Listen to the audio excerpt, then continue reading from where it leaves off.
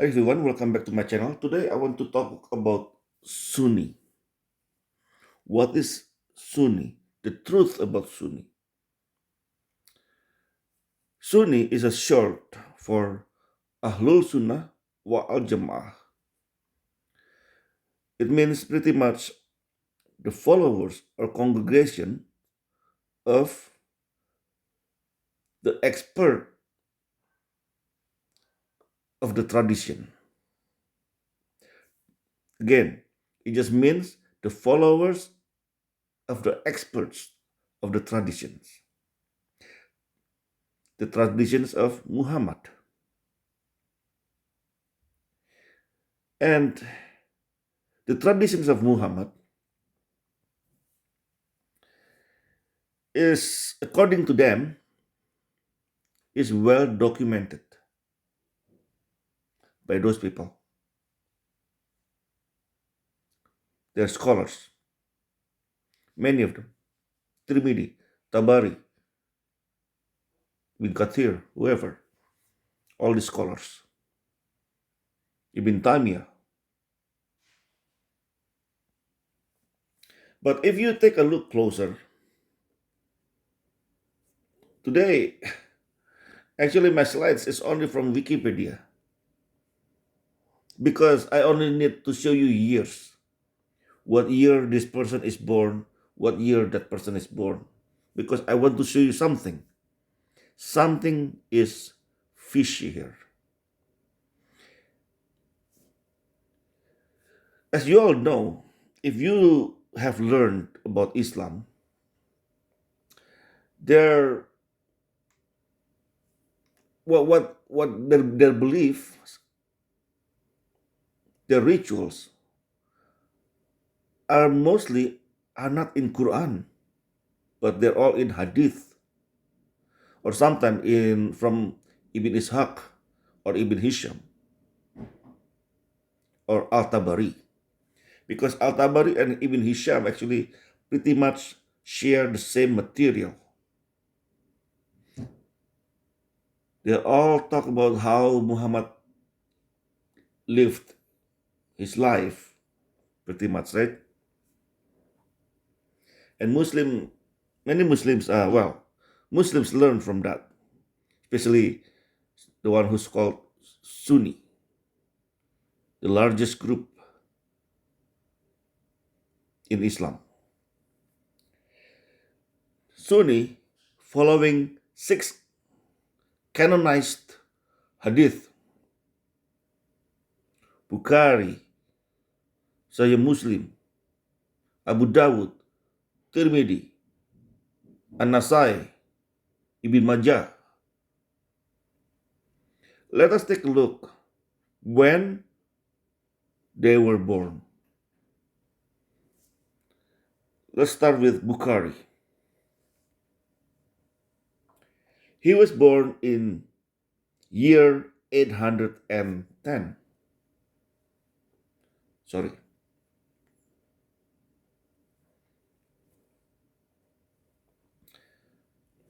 Now, you remember what time Muhammad died? When? What year? The time, the the gap between his death and the birth of Bukhari is like 180 years. 178 years. What about Muslim? Imam Muslim. Muslim Ibn al-Hajjaj. He was born in year 815. Even later. 3 years after Bukhari. Abu Dawud. He was born in year 817. 2 years after Imam Muslim. Now we'll check with Tirmidhi. He was born in year 824. He was born 7 years after Abu Dawud. Next, Ibn Majah, same year, 824. An-Nasai, Al-Nasai. He was born in year 829. It's almost 200 years after the death of Muhammad. Can you imagine? Now, we will go to Al-Tabari. Let's see. He was born in year 839. Again, just a reminder, Muhammad died in year 632. Well over 200 years.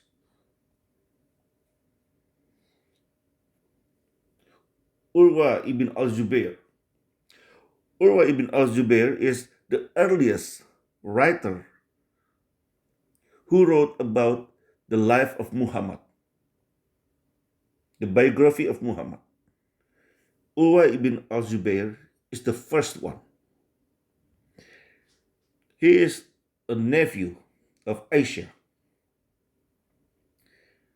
He was born in year 643.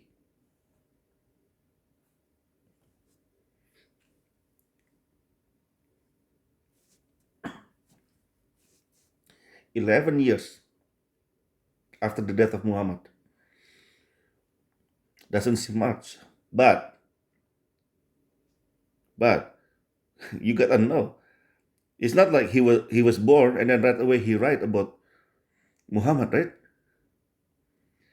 I do not believe.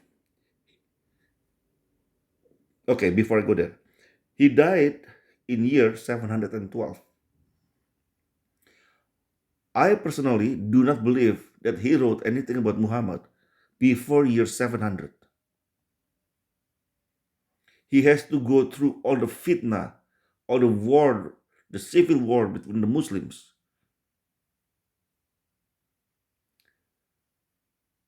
And then until he ran away to Caliph Abdul Malik. Why? Because his brother Abdullah ibn al-Zubair was killed in Makkah. And Abdullah ibn al-Zubair proclaimed himself caliph as well. If you don't know, Islam or Muslims, they did have three caliphs at the same time at one point. Muawiyah the first in Syria, Abdullah ibn al-Zubair in Makkah, and Hussein in Medina.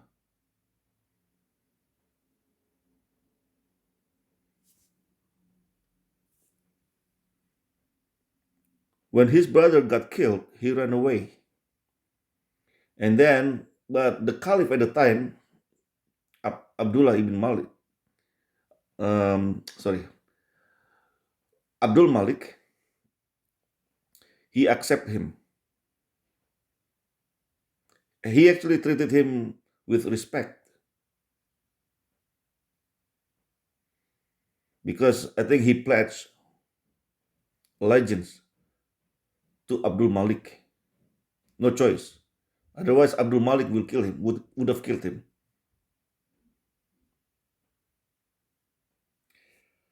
Like I said, Abdul Malik was caliph from year about 685. Even Urwa ibn al-Zubair could write, and he was excellent writer, but didn't mean he had all the knowledge at the time about what Muhammad did, what Muhammad didn't do. I personally believe he wrote the biography of Muhammad around year 700, or after actually, year 700. That's about Urwa ibn al-Zubair. So a lot of people they think Ishaq or Ibn Hisham, the biography of is the writer of those two are the writers of the biography of Muhammad, but they're not the first one.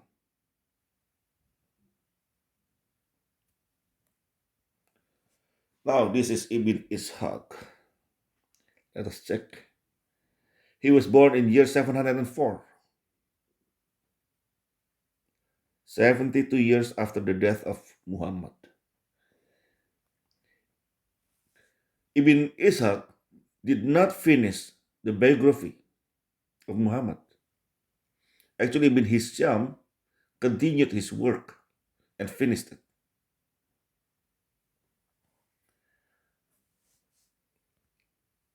Let us see. So, there's no information about when he was born.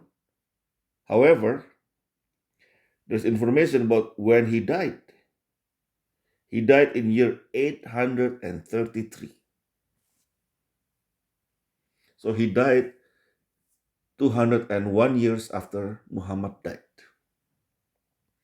So let's say if he lived about 70 years, so he was born about 130 years after the death of Prophet Muhammad.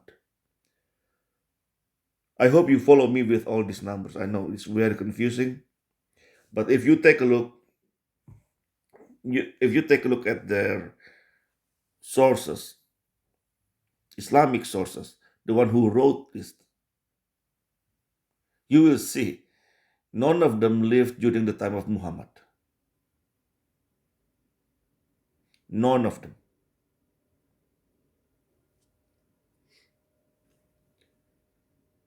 Remember, after Ali died, after Ali was killed, the Caliph, Banu Umayyad took over the caliphate. Muawiyah the first instead put himself as a caliph. This is beside Hassan, because Hassan, the son of Ali, also proclaimed himself as a caliph, together with Abdullah ibn Zubair. Muawiyah the first told Hassan to back off. And strangely, Hassan ibn Ali agreed.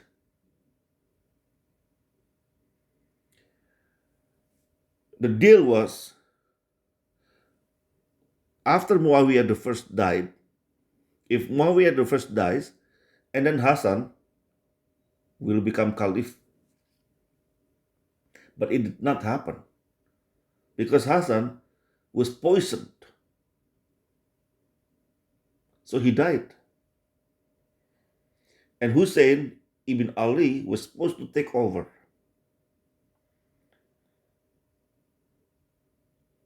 So now, when Muawiyah the first died,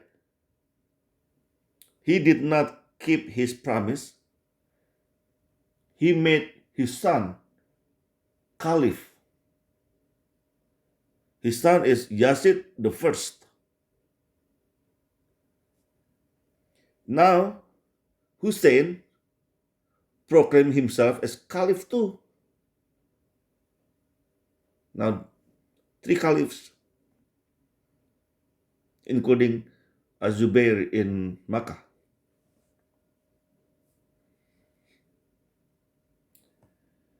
As you can see, the reign of Muawiyah the first is 661 to 680.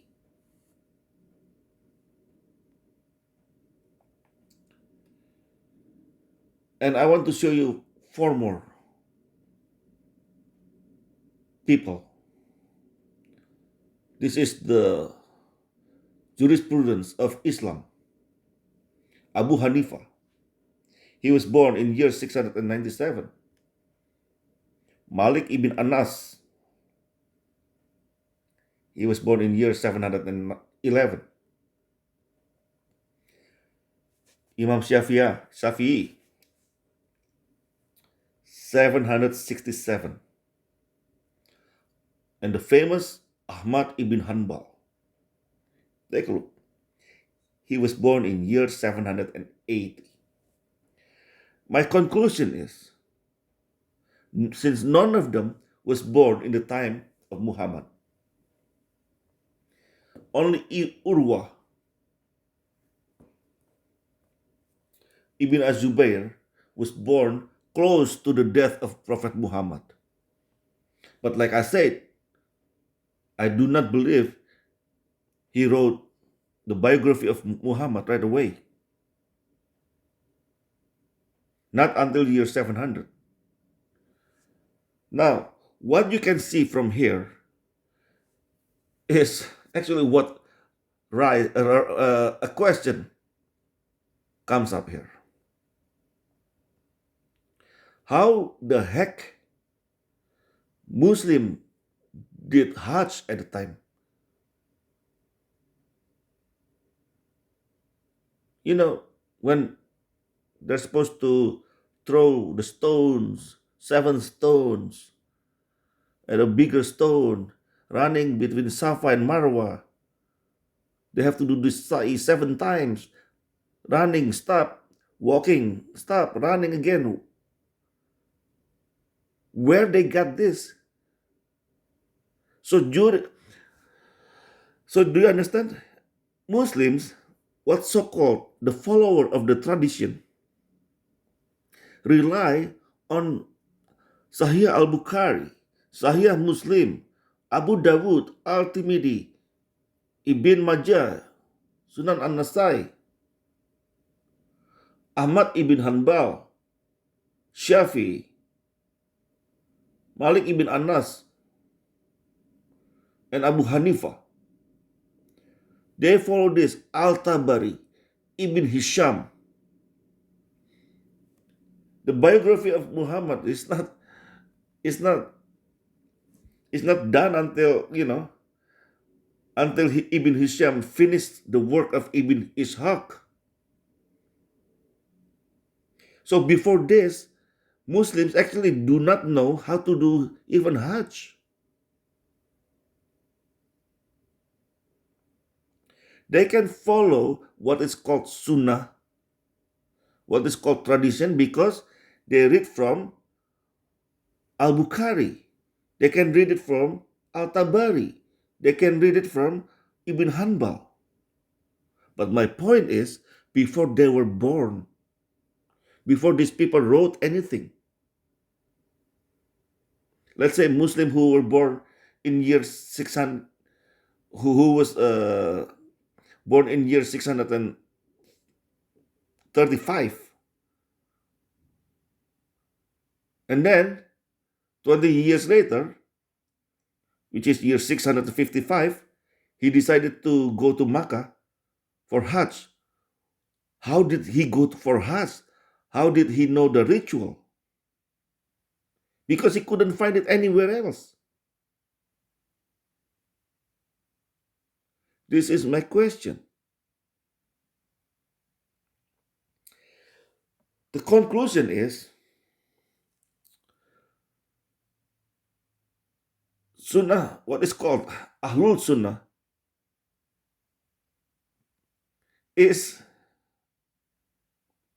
of made up.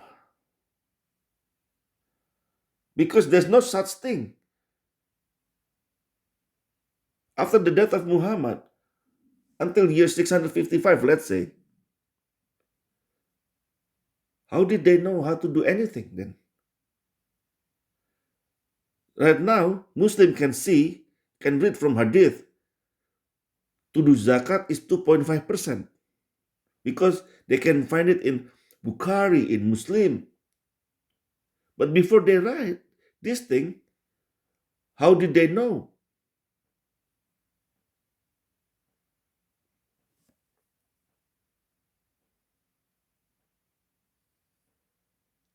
You understand? Maybe zakat is something simple. Okay, they can tell me, yeah, it's word of mouth. Okay, sure. But there are so many rituals in Islam. This is not just 2.5% zakat.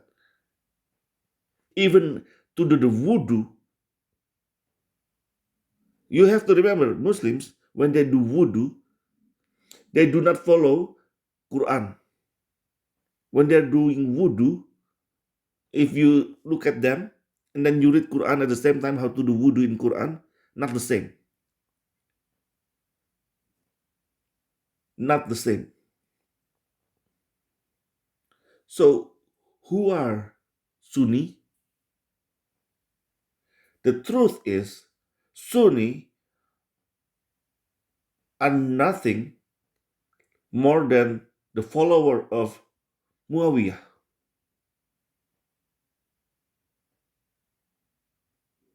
Muawiyah.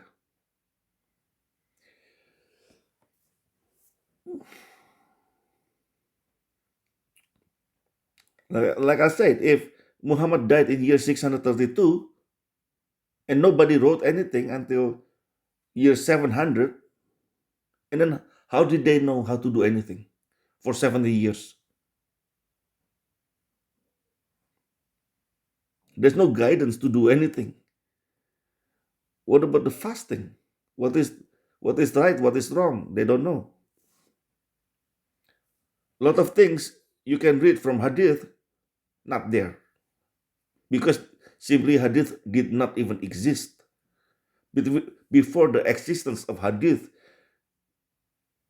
and Sirat Rasul and this Ahmad ibn Hanbal, the teaching of great scholars, so-called great scholars, how did Muslims do anything? There's no guidance. There's no guidance. The Muslim today, what's so-called Sunni today, I am convinced they are nothing like the follower of Muhammad. They are very different. Actually, they are the follower of Muawiyah. If you ask Sunni, they hate Muawiyah. Muawiyah the first, they hate him. They hate many of the caliphs from Banu Umayyad. But the Dome of Rock was built by one of the caliphs from Banu Umayyad, Abdul Malik.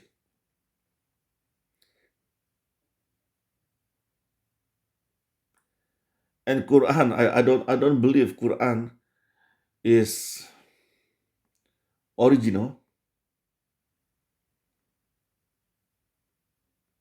Probably Muawiyah is already, you know, got his own Quran. It's not even Uthmanic Quran.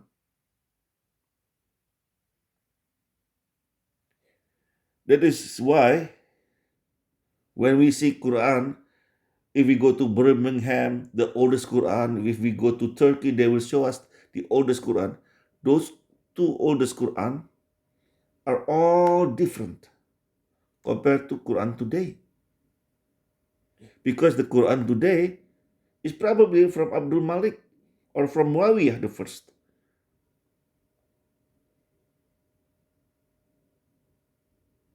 That's the thing. Anyway, I hope you follow my point here after showing you all the years. So there are times when Muslims do not even have any tradition. There was time. And I cannot even imagine how they, except from Quran, whatever available, how did they do anything? Because there's no guidance at all, except for Quran, if anything.